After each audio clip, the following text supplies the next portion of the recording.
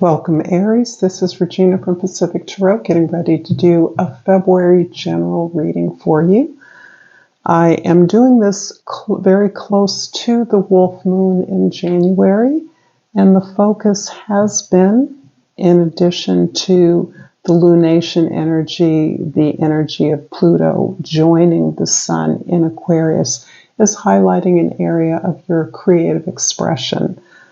I am doing personal readings. You will find the information for that in the description box below, and I want to say thank you to all of you that are participating in that. I am thoroughly enjoying all the connections that I'm making with all of my allies and spirit team among you. So thank you for that. Deep gratitude.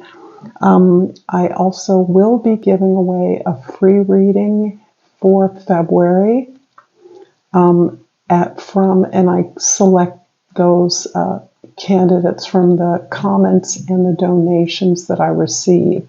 So thank you all again, and to all of you, whether you participate in any obvious digital way or not, I appreciate your presence here.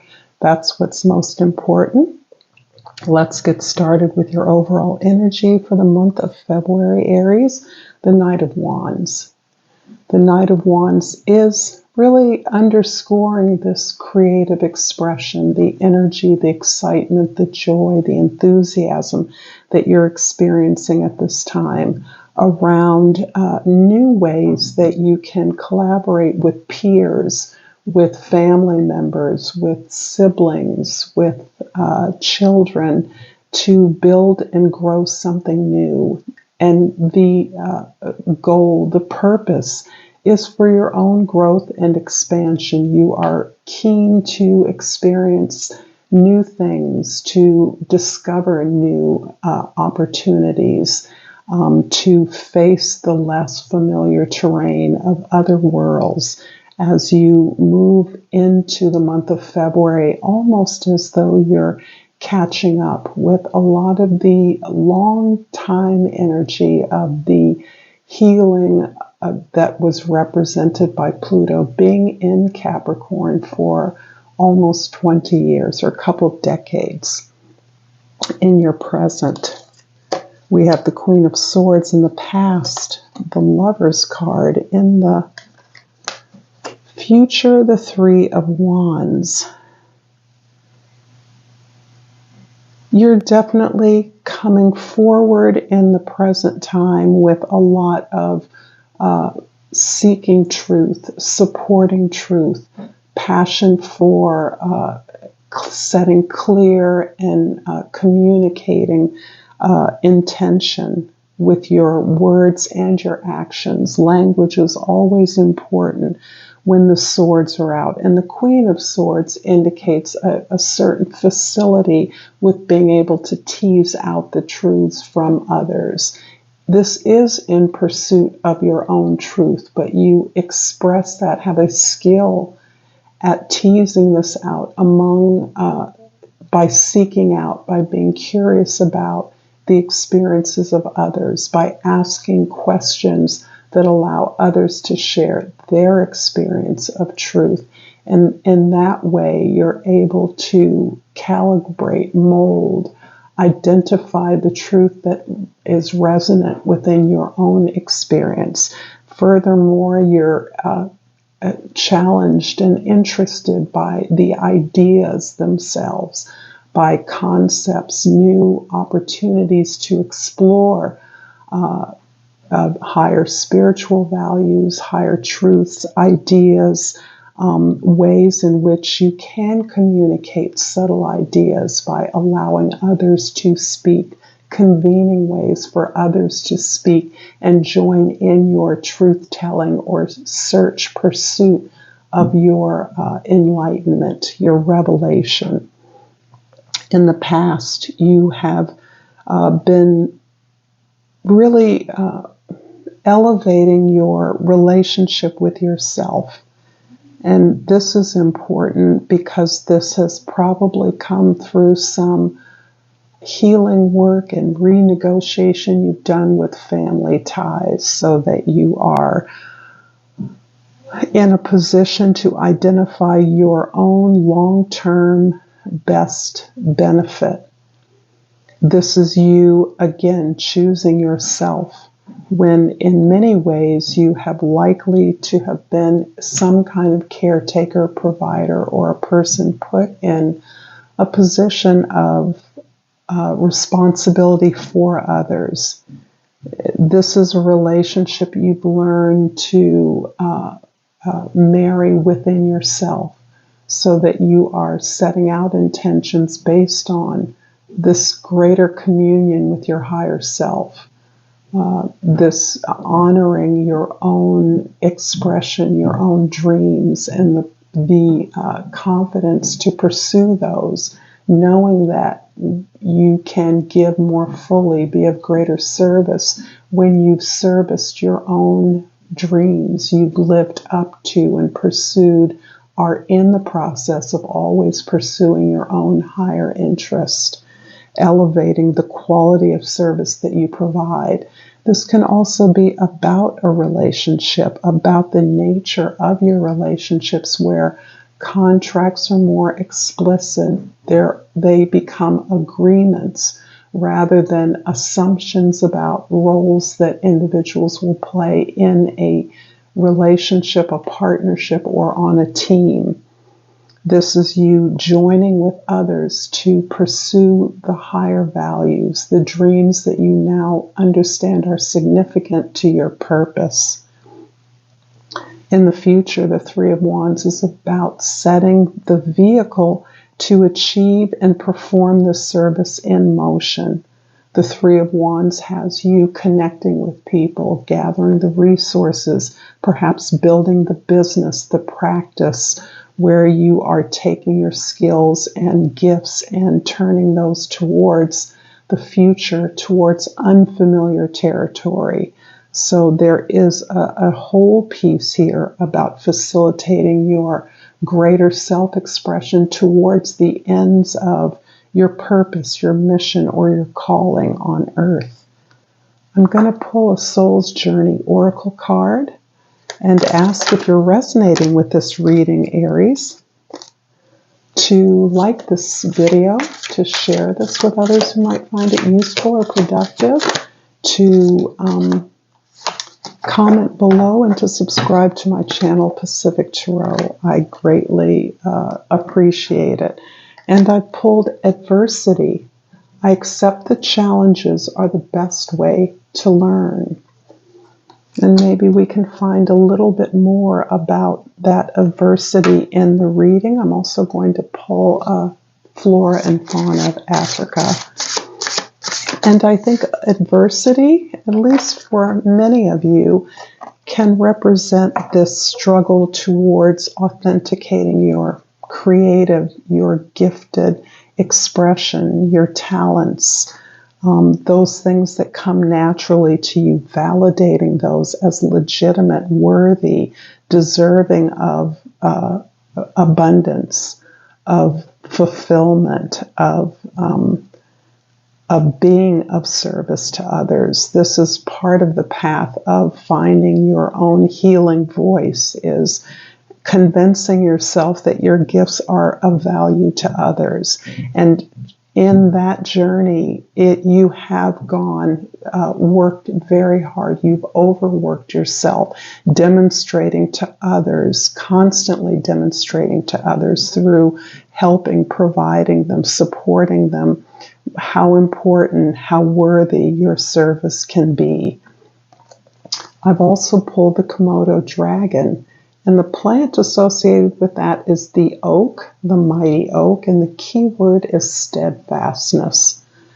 It's time to make an important decision. Trust your instinct and don't waste time doubting yourself. Opportunity awaits.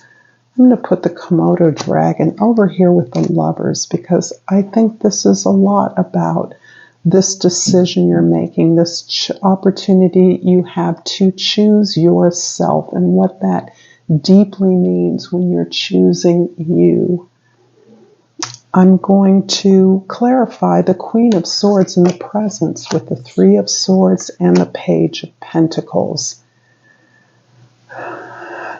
There's a lot more here about family conditioning, the expectation that you may have internalized around the requirement that you take care of others, that you offer your love, your power, your service to others through caretaking for them, through giving them the support they need to find their way, with an expectation that it would automatically come back to you, and the many disappointments, the failures you've experienced on the basis of that false expectation that giving your love or power away is an insurance of reciprocity. So that's the piece. It isn't that you can't expect to give and receive in some kind of equitable way. It's that others have never agreed to that. There is never the agreement that you experience in the moment, the gesture of giving. There are those who take what they need without a sense of appreciation, gratitude, or that there is a reciprocity that will enhance the gift that you've given. And this is a long, difficult lesson you've learned. You've gone through a lot of adversity in relationships as one who is perceived to be having everything needed and not needing the love or the attention or the care that you give so generously to others. However, at this moment, you're contemplating the fresh approach to doing things differently, to building things in a way that is permanent, that is grounded in your need for stability and security, for safety, that is actually facilitating your creative expression, your gifts, on the basis of the way they make you feel, the way that they are validating your mission and service. So there's a difference between service and giving your love away. The service that you are understanding that is part of your mission at this point is built on a sense of advancement, shared goals, similar vision, an acceptance of one another, exactly where you're at, and an agreement to join forces to support each other, whether that be on a team, at the work site, among collaborators, among creatives, or in a partnership. So that you are now free, you're unburdening yourself through understanding this pattern, understanding this illusion around romance or love that has freed you from this a rather irresponsible, ungrounded way of entering into relationships, assuming the best of others rather than agreeing with others to pursue those things that will advance a vision that you know will elevate both or all of you. So there's this new freedom to build that, a new awareness, to plan that, to see that, to set this intention. In the past, the Lover's card is clarified by the Queen of Pentacles and the Queen of Cups. Well, you have the queens here. So far, all the queens except the Queen of... you can help me out. I'm blanking. The Queen of Air. No, the Queen of Air is here. What am I? The Queen of Wands is missing. Okay, that's interesting because you start the overall energy with the Knight of Wands. So, and as an Aries, you are fire, which is the element that is attached to the Wands side. So, as in basic psychology. Whatever is missing is the very thing that your superconscious, your higher consciousness, understands as what is needed, what is valued. And this is absolutely true in astrology as well. We are unconsciously, subconsciously always trying to fill in the gaps in our attempt to be whole. So as all of this receptive energy exists for you, this is your willingness and ability to appreciate the rewards, the gifts, the internalized resourcefulness, the ability to build, to grow, to be compassionate, to be vulnerable. These are all elements that bring you a lot of reward, a lot of spiritual rewards. And what you are now calling upon yourself to do is to initiate, pursue your inspiration on the basis of who you are, not on the basis of what others need. And this is a huge shift for you and a very critical one at this particular time. In the future, the Three of Wands is clarified by the Four of Swords and the Eight of Swords. I can just feel your mind working. I can feel the wheels churning in your head. In part, you are recognizing how far you've come on this healing journey, this very challenging healing journey, which, depending where you are in your life's journey, can have consumed an entire lifetime. Many of you came in very enlightened and are only now extracting the deeper understanding. Right here, the Three of Swords morphs into the Four of Swords. So you're gaining this understanding while you're also realizing the healing process never truly ends. The cycle is a spiral that continues to ascend as you learn more, as you review your experiences from a new light with more and more wisdom and information. But now you're at a place of gratitude for these lessons you've undergone. You're recognizing this tremendous love and effort that you make available to the world, to your community, in your partnerships, to the healing, the understanding, your ability to work at something on behalf of others and to enjoy the process of that without any reward. Just doing that gives you joy. But now you are at a place of understanding the selflessness has had a point, has been part of the unlocking of your own creative expression, and now it's time for you to move forward. You're pretty overwhelmed by all the options that have emerged over perhaps decades of your own healing journey, your own spiritual journey, where you have accumulated experiences that have informed you about the variety of strategies, ways you could go. And this really contributes to a sense of anxiety and worry about all the possible scenarios that you have yet to experience, but that you may have seen play out in the past.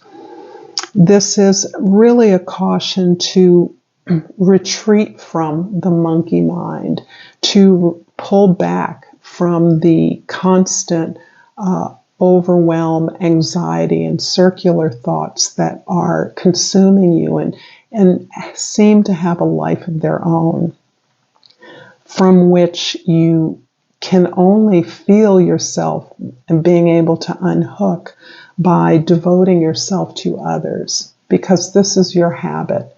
This is a habit in some ways of trauma.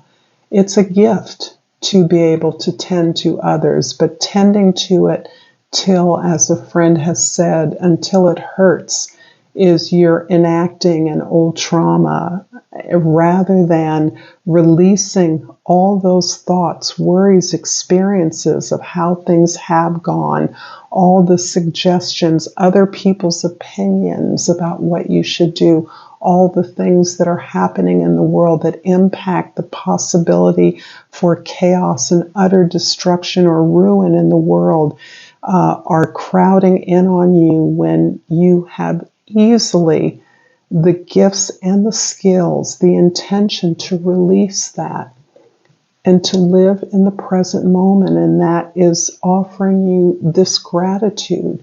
Pour your experience, pour your circular thoughts and your review, your understanding of the lessons that you've extracted from all these experiences. Allow that to be the energy that brings you into the present moment of gratitude. I hope this has been helpful. I'm going to finish up Aries. Ooh, things are flipping with a Language of Flowers oracle card. And rest assured that I have shuffled all of these cards and prayed before this. And I pulled the blue bell, and the key word is gratitude. Be thankful for what is good now. Thank you so much, Aries, for this beautiful reading. Until next time, namaste.